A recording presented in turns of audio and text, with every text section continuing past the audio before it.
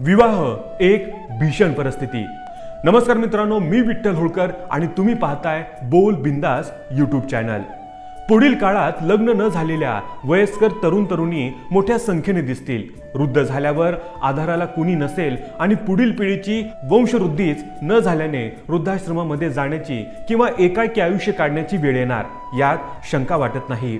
अपेक्षांचे ओझे बाळगून भविष्याच्या बाबतीत विचार न करणारी ही पिढी स्वतः बरोबर पालकांना सुद्धा आयुष्याच्या वृद्धत्वाच्या टप्प्यावर अनेक चिंतांना जन्म देत आहे।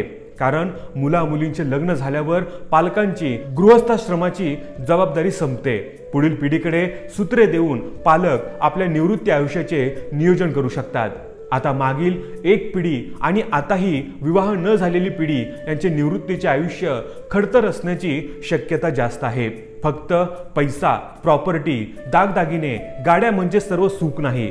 कौटुंबिक आयुष्यात चांगली वाईट आव्हाने आणि संकटे यांना सामोरे जाताना पती पत्नी एकमेकांचा मानसिक आधार असतात।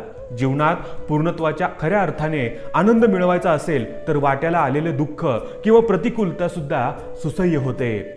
ती एकमेकांच्या पूरक भूमिकेमुळे शिक्षणाची पात्रता, आर्थिक कमाई, जमीन जुमला, राहण्यासाठी स्वतःचे घर, सौंदर्याच्या व्यापक कल्पना, ठराविक भौगोलिक क्षेत्रात म्हणजे मुख्यतः पुणे, मुंबई, नाशिक येथेच वास्तव्य असावे याचा दुराग्रह हट्टापायी विवाहाचे वय निघून जात आहे।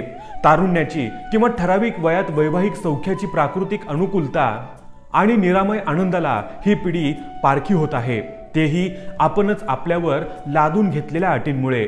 खरं तर बायोडेटा बघून किंवा अभ्यासून त्यातील प्रतिकूल मुद्द्यांवर कशी मात करून विवाहासाठी पार्श्वभूमी तयार करता येईल याचा विवाहिच्छुक तरुण तरुणींनी विचार गंभीरपणे करायला हवा।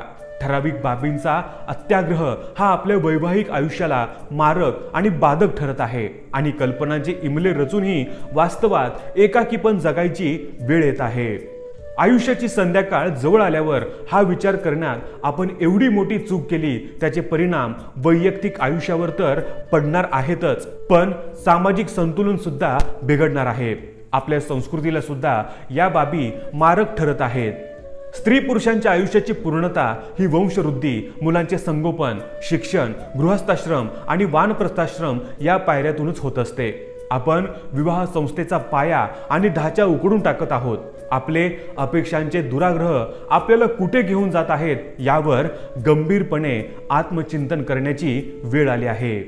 लोकसंख्येत वृद्ध लोकांचे प्रमाण वाढल्याने जपानसारखे प्रगत विकसित राष्ट्र गंभीर परिणामांना सामोरे जात आहेत। घरातील वैयक्तिक विवाहाचा प्रश्न राष्ट्रीय दृष्टिकोनातून किती गंभीर आहे हे देखील तेथील परिस्थितीचा अभ्यास केल्यास कळू शकेल। शेवटी जी तडजोड वय वाढल्यावर करणे अपरिहार्य आहे त्यासाठी सगळे तरुणपणाला लावून अपेक्षांचे ओझे किती काळ व्हायचे एवढे करून पुन्हा आपण केलेल्या अपेक्षा पूर्ण झाल्याच नाहीत तर मग इतका वेळ म्हणजे वाया गेलेली अमूल्य तारुण्याची वर्ष, घेतलेले एफर्ट्स आणि वाढलेल्या वयाचे काय? कृपया संवादाचे पूल बांधून लवकरात लवकर वैवाहिक आयुष्याची स्थिरता कशी प्राप्त करता येईल यासाठी काय पावले उचलावी लागतील याचा मुळापासून विचार व्हावा अशी अपेक्षा।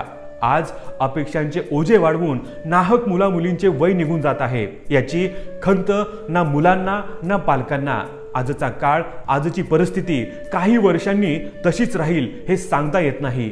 आजचा पैसा, सुख, ऐश्वर्य, आरोग्य काही वर्षांनी तसेच राहील हे सुद्धा सांगता येत नाही। पालकांनो आणि मुला मुलींनो भविष्याचा विचार करून आजच निर्णय घ्या। अपेक्षांच्या जंजाळात अडकून न राहता समजदारीने निर्णय घ्या। योग्य वेळेत योग्य वयात विवाहाचा निर्णय घ्या। काळ निष्ठुर आहे, चुकीला त्याच्याकडे माफी नाही आणि नंतरच्या पश्चातापाला अर्थ नाही। मित्रांनो, या व्हिडिओबद्दल तुमचं मत काय हे आम्हाला कमेंट करून जरूर कळवा।